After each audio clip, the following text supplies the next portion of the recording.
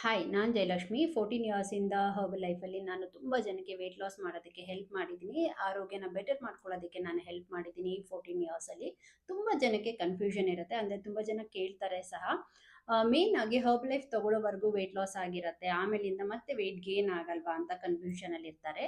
ಸಾಮಾನ್ಯವಾಗಿ ನೀವು ತಿಳ್ಕೊಬೇಕಾಗಿರೋದು, ಇಲ್ಲಿ ವೆಯ್ಟ್ ಮೇಂಟೆನೆನ್ಸ್ ಮಾಡ್ತಾ ಇರುತ್ತೆ. ಅಂದರೆ ಹರ್ಬಲ್ ಲೈಫ್ ತಗೊಬೇಕಾದ್ರೆ ನ್ಯೂಟ್ರಿಷನ್ ವ್ಯಾಲ್ಯೂ ಜಾಸ್ತಿ ಇರುತ್ತೆ, ಕ್ಯಾಲೋರೀಸ್ನ ಕಟ್ ಡೌನ್ ಆಗ್ತಾ ಇರುತ್ತೆ. ಸೊ ಆಟೋಮೆಟಿಕ್ ಆಗಿ ನಿಮಗೆ ವೆಯ್ಟ್ ಲಾಸ್ ಆಗ್ತಾ ಇರುತ್ತೆ.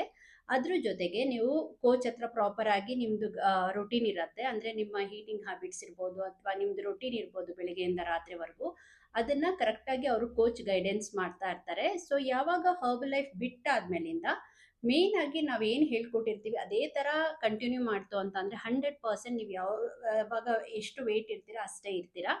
ಆದ್ರೆ ಮೇನ್ ಆಗಿ ನೀವು ತಿಳ್ಕೊಬೇಕಾಗಿರೋದು, ಮುಂಚೆ ವೆಯ್ಟ್ ಲಾಸ್ ಬರೋಕ್ಕಿಂತ ಮುಂಚೆ ನೀವು ಯಾವ ತರ ರೊಟೀನ್ ಇತ್ತು ಅಂತ ಅಂದ್ರೆ, ಹೇಗ್ ಊಟ ಮಾಡ್ತಾ ಇದ್ರಿ, ಹೇಗ್ ನಿದ್ರೆ ಮಾಡ್ತಾ ಇದ್ರಿ, ಅಥವಾ ಹೇಗೆ ಈಟಿಂಗ್ ಹ್ಯಾಬಿಟ್ಸ್ ಇತ್ತು, ಇದೆಲ್ಲಾನು ಮ್ಯಾಟರ್ ಆಗ್ತಾ ಇರುತ್ತೆ. ಮತ್ತೆ ಅದೇ ತರ ಮಾಡ್ತು ಅಂತ ಅಂದ್ರೆ 100% ವೆಯ್ಟ್ ಗೇನ್ ಆಗತ್ತೆ.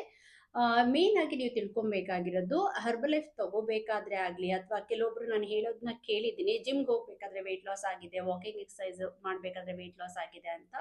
ಮೇನ್ ಆಗಿ ಕ್ಯಾಲೋರೀಸ್ ಬರ್ನು ಆಗ್ತಾ ಇರುತ್ತೆ, ಮತ್ತೆ ನಾವು ತಿನ್ನೋ ಆಹಾರದಲ್ಲಿ ಸ್ವಲ್ಪ ಫೋಕಸ್ಡ್ ಆಗು ಇರ್ತೀವಿ ಯಾವಾಗ ನಾವು ವೆಯ್ಟ್ ಲಾಸ್ ಮಾಡ್ಕೋಬೇಕು ಅಂತ ಅನ್ಕೊಂಡಿರ್ತೀವಿ ಆ ಟೈಮಲ್ಲಿ. ಆದ್ರೆ ಅದೆಲ್ಲ ಬಿಟ್ಟಾಗ ಮೇನ್ ಆಗಿ ಅಂದ್ರೆ ರೋಟೀನ್ ಫುಲ್ ಚೇಂಜ್ ಆಗಿರುತ್ತೆ, ಮತ್ತೆ ಹಳೆ ರೋಟೀನ್ಗೆ ಹೋಗಿರ್ತೀವಿ. 100% ವೆಯ್ಟ್ ಗೇನ್ ಆಗೋ ಚಾನ್ಸಸ್ ಇರುತ್ತೆ. ಆದರೆ ಕರೆಕ್ಟಾಗಿ ನಾನು ತುಂಬ ಚೆನ್ನಾಗಿ ಫಾಲೋ ಮಾಡ್ತೀನಿ ಅನ್ನೋರು ನಾನು ತುಂಬ ಜನನ ನೋಡಿದ್ದೀನಿ ಈ 14 ಇಯರ್ಸಲ್ಲಿ. ಅವ್ರು ಒಂದ್ಸರಿ ಐಡಿಯಲ್ ವೇಟಿಗೆ ಬಂದಮೇಲೆ ರೆಸ್ಟ್ ಆಫ್ ದ ಲೈಫು ಅದೇ ಥರನೇ ಅವ್ರು ಮೇಂಟೈನ್ ಮಾಡ್ತಾ ಇರ್ತಾರೆ. ಇದನ್ನ ನೀವು ತಿಳ್ಕೊಬೇಕಾಗಿರೋದು, ನೀವೆಷ್ಟು ಸೀರಿಯಸ್ ಆಗಿ ನೀವು ಮಾಡ್ತೀರಾ ಅದ್ರ ಮೇಲೆ ಡಿಪೆಂಡ್ ಆಗಿರುತ್ತೆ.